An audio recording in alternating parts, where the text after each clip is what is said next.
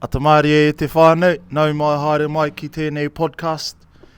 Here we are today, got a bit of a different setting.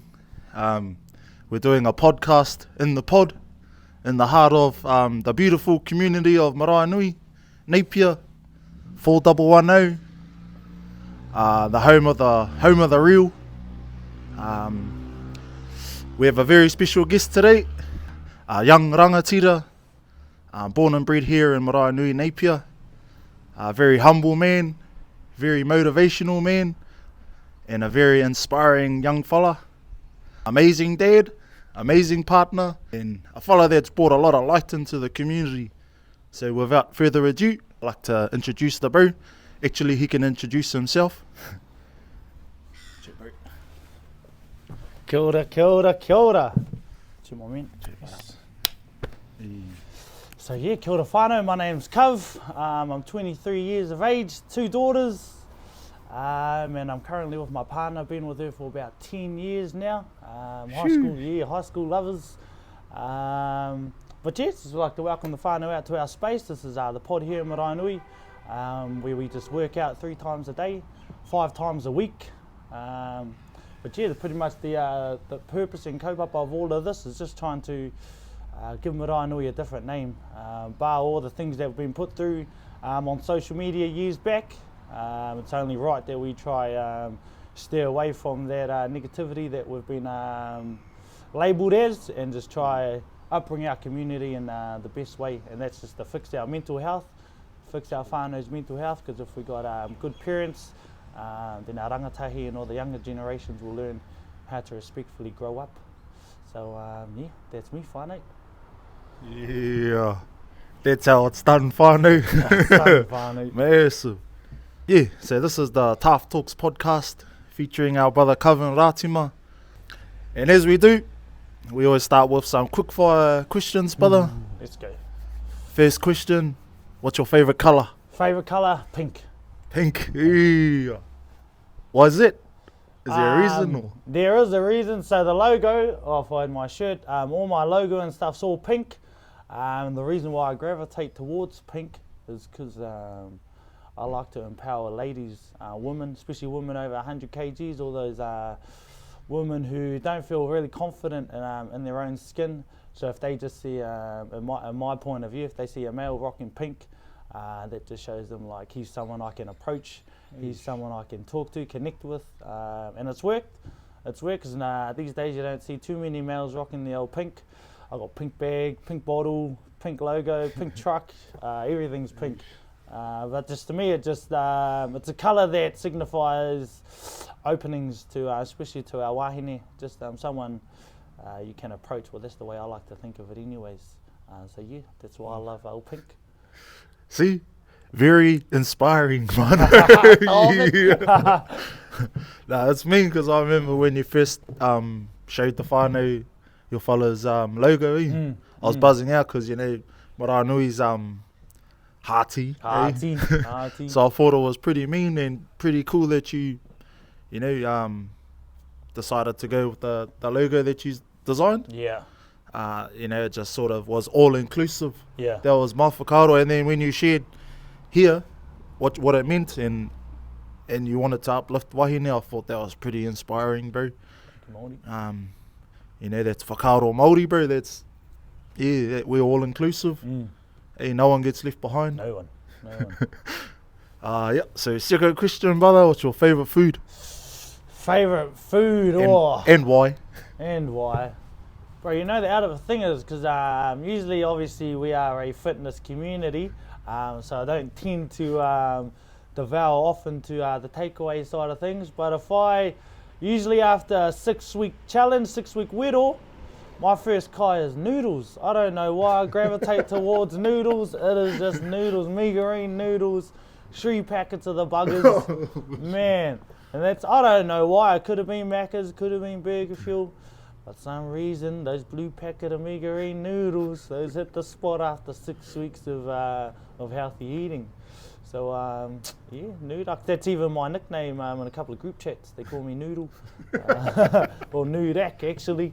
Yeah, just because of the love I have for the noodles after a 6-week challenge. Jackass.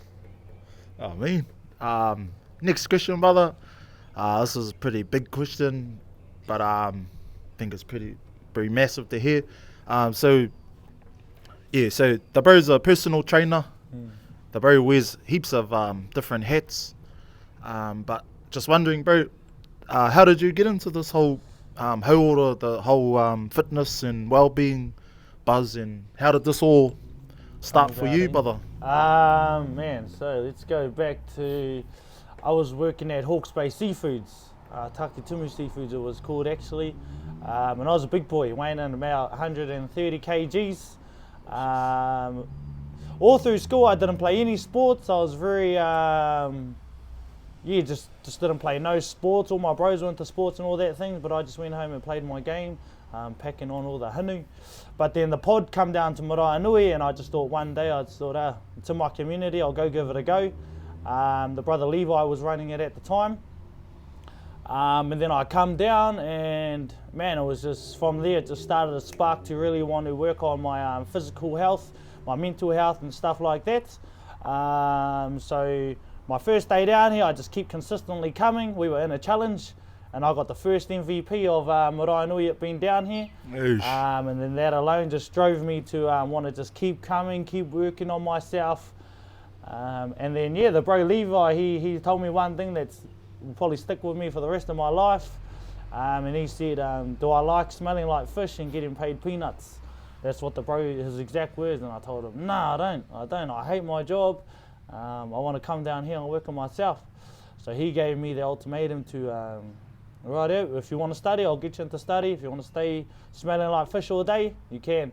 So I made the jump to leave mahi and go do some study with a few of our boys. And it was a big hit because Putia back then, I was the only working person in our household providing for our whānau. But me and my partner had a talk, and she thought it was only right that if I can work on one of my aspirations in life, that'll only elevate us as a whānau. Yes. So I went out and studied, but by that time it was just, that's all I wanted to do, was to give back to the community, because I had lost about 25 kgs in my first whittle. It was a big drop, and then seeing the change it done for me mentally and physically, that just drove me to want to give back to the community. So I thought, if I go out and study, I can pick up the tools and resources I need to come back and provide them to our whānau, especially someone local. It's always good to have a local person down here trying to spread the word and motivate our whānau, because you don't want someone from upstairs who ain't actually living on the floor to try to come around and change the motive of our hood. Sure, bro. I just went out and studied, and then I started taking classes, got the opportunity to run the whānau through some classes and give back what I was learning at course. To eventually the brother Levi pulled me up and he said, the pod's yours if you want to take it. And from then on, my whole life changed. My mindset changed to, this is me, this is us. Now that I've got the pod, I'm going to give my all into it. And it's not only just through training. I'll get the bro to do a whisk soon, but there's heaps of goals that we've been writing for the whānau. A lot of it is about mental health for our community. So we're touching all, te whare tapa whā, trying to fix our hauora, all as a community, and we do it together. So back to the question, my man. So pretty much what inspired me was just the journey that I had alone to get to the physical and mental state that I was in, a happy mental state, a happy physical state, and just that little piece only gave me motivation to want to give others a taste, especially our wahine around here, just to give them a taste of what I was feeling when I was losing all my weight and starting to have a clearer vision and a clearer mind. So yeah. Fuck, what an exceptional answer, my brother. Look, that's mean, bro. That's fucking unreal, actually. Thank you, Māori, but it's just what we're about down here, all as one. Keep moving forward, eh? That's right. Sweet. So I'm going to go back to the beginning, the beninging for you. So I've gotten to know your whānau a little bit through training here. Just wondering, what was it like for you, brother? And like growing up, got quite a big whānau, eh, bro? Big whānau. So was health and fitness a part of your upbringing and that? Nah, none of my whānau ever worked out. We were actually... But they are now, eh? But they are now. We've got all our siblings down here training. Delicious. My mum and dad are down here training as well. And they're here every single day. Okay. But fitness back then, it wasn't even a thing. As my upbringing, I actually got the better side of my whānau. My older siblings, they sort of got their... So, bro, how many siblings do you have? There's 9 of us. He's big whānau. Got about 15 moko, I think, nieces and nephews. He's 15 and counting. Still got heaps to come.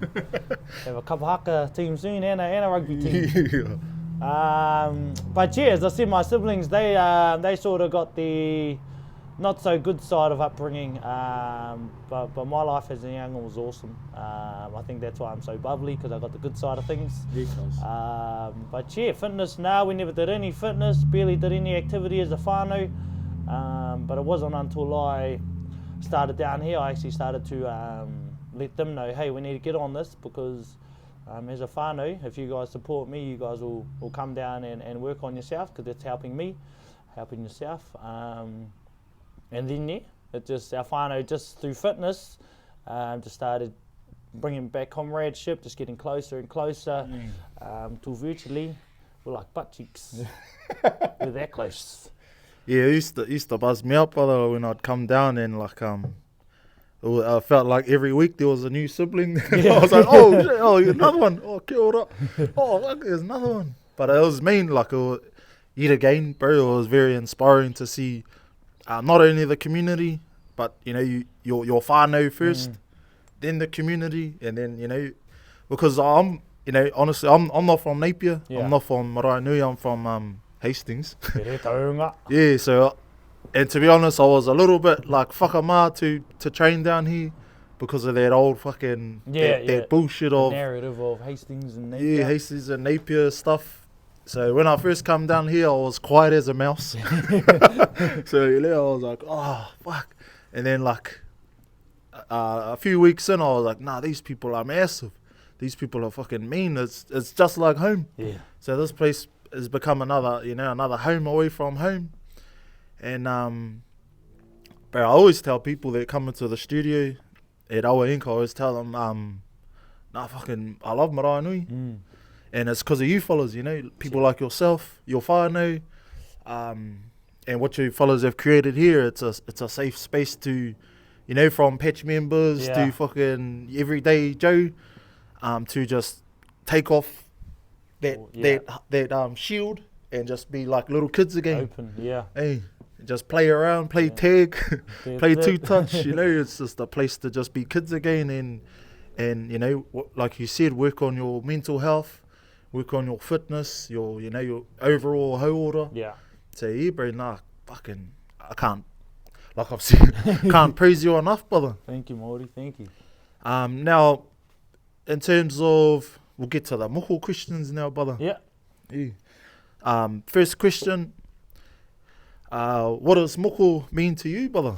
Moko means to me, it's just a form of identity. That's a big reason on why I went and got moko, just to carry around my whānau and just have some form of identity, because prior to my moko, I didn't know where I really stood in terms of my whakapapa, but going to have a moko from the bro, it really just opened my eyes to a lot of historical things that our ancestors had engraved to build us to who we are, our people, through the trials and tribulations they went through, to have that on my arm. I'll actually show you not that one. There's my moko here for the whānau who haven't seen it before.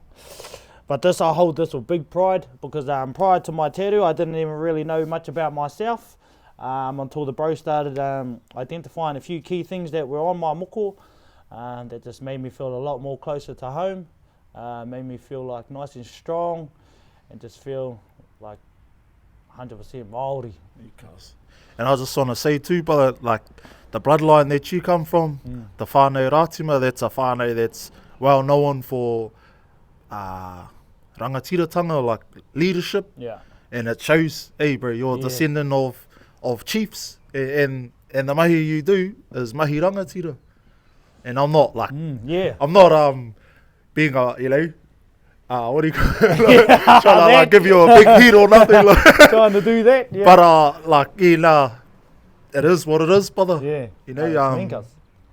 and I can relate to that too, bro, because I grew up, I didn't know fucking nothing about Māori. You know, I knew I was a Māori, but I didn't know nothing about it. Just lack of identity, personal identity. And I grew up and I didn't really have no interest in Māori, to be honest. And then, same thing. When I got a moko, I was like, oh, what is this? Yeah. And then path led into what I do now. But anyway, you've already kind of answered the question, but second question is, when you received your moko, bro, how did it make you feel in terms of, how did it make you feel, bro? It was a very spiritual kind of feeling I got when I got my moko, because I've had tattoos before, miscellaneous tattoos I'll call them, some on my neck, my fingers, on my arms, Shin.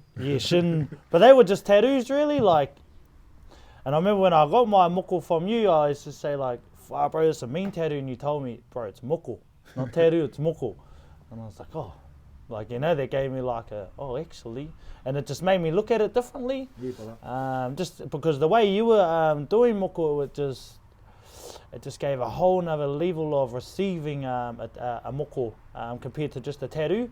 Because, you know, we open up with karakia, close with karakia, and that just made me feel really spiritually uplifted when I was receiving it, because usually on these other tattoos I'm like, but when I was getting my moko, I just embraced it, and embraced what's going to be put on me for life, for the rest of my life, and just something to always hold when I'm standing tall, just walking around day to day. So yeah, just when I received my moko was a spiritual feeling for me.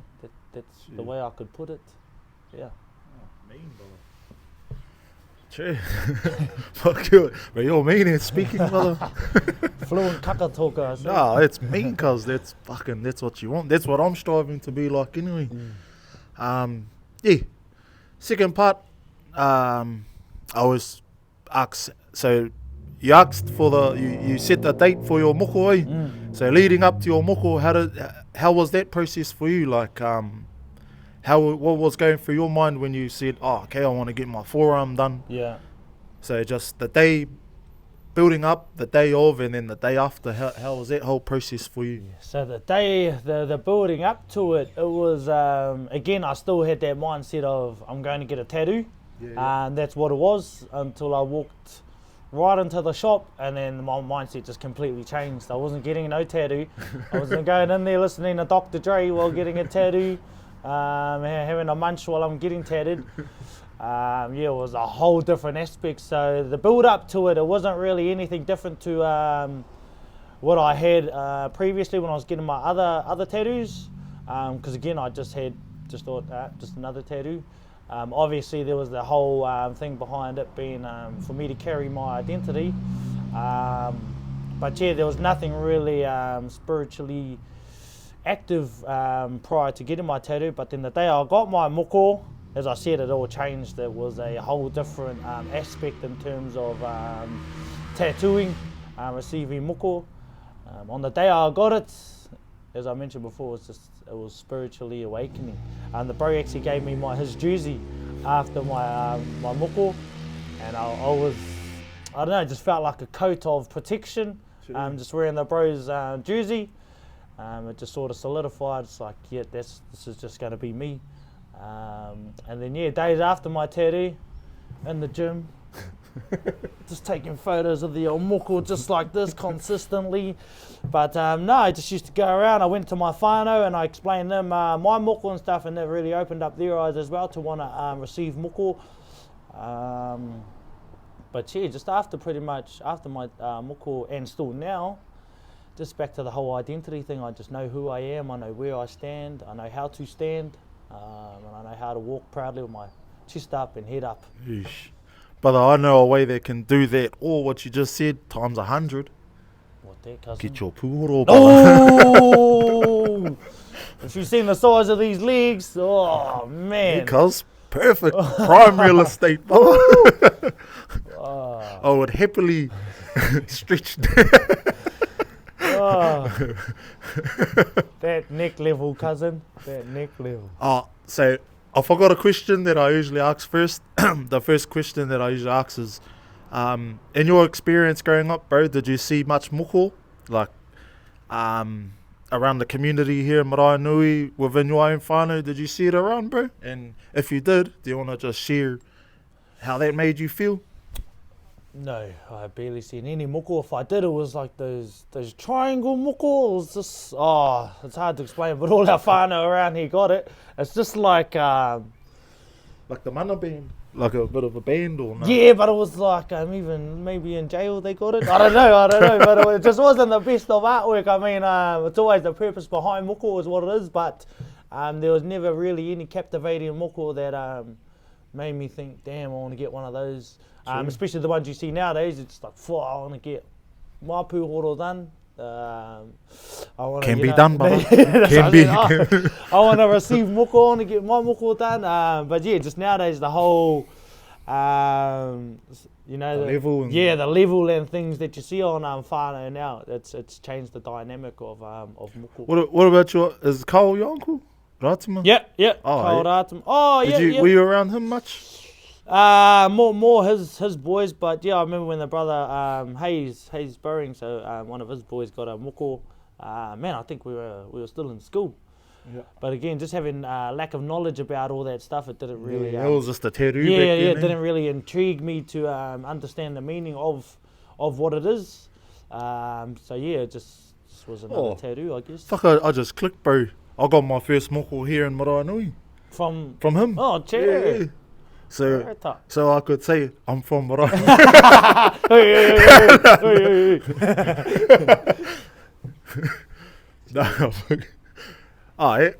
Cuz another question. So in terms of, we're looking to the future now. So you've talked about how it's like kind of made you stand a bit taller, made you connect with your Māori side a bit more, even though, bro, you're Māori as, bro.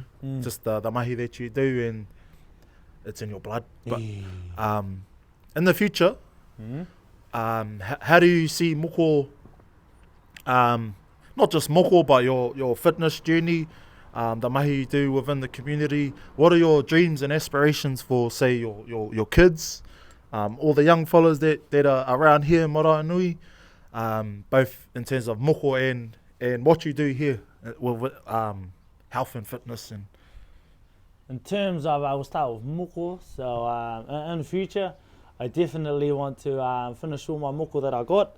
So I've just got my forearm done. I'm ready when you are.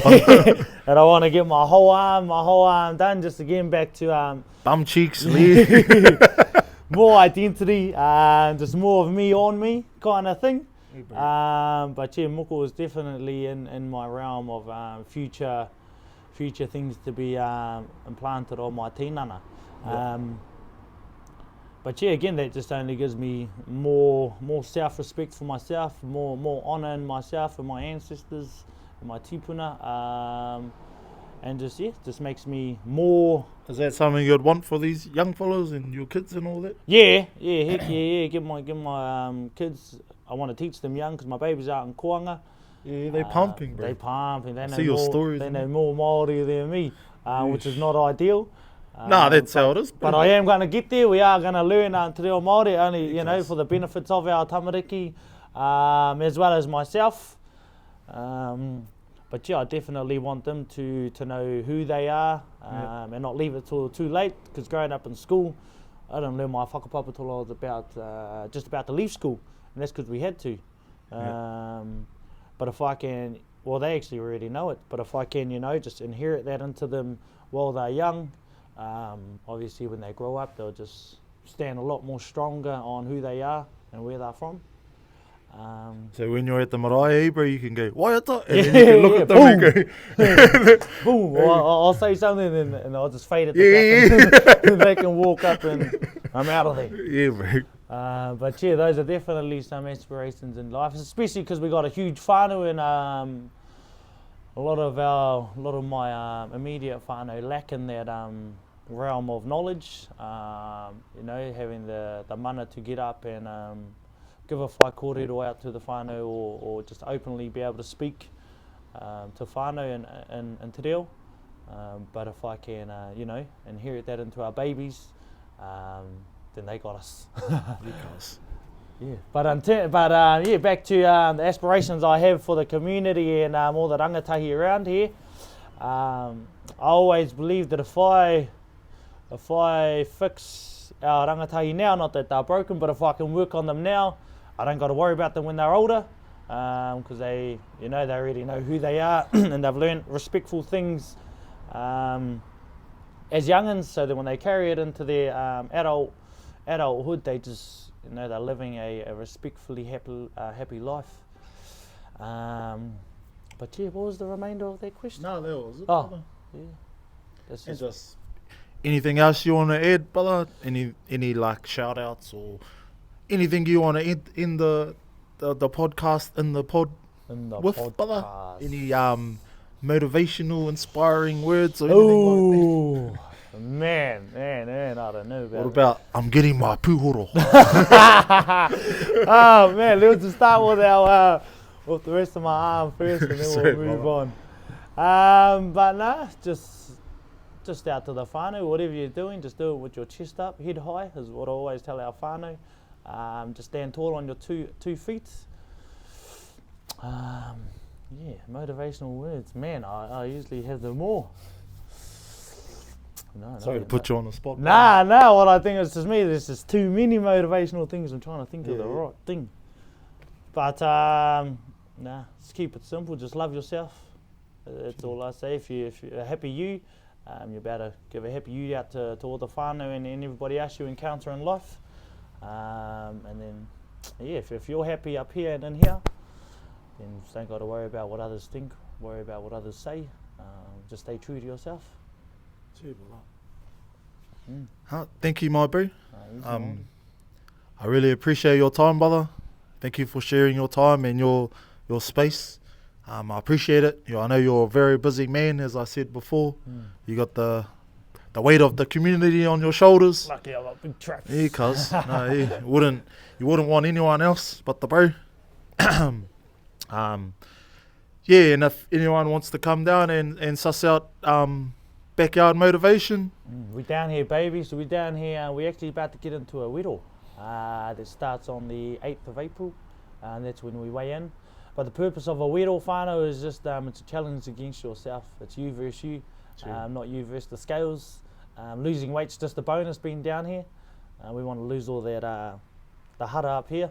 If we can do that, then yeah, everything else is just a bonus. The abs, the tinana, the scales, those are all bonuses that come with working on your mental health.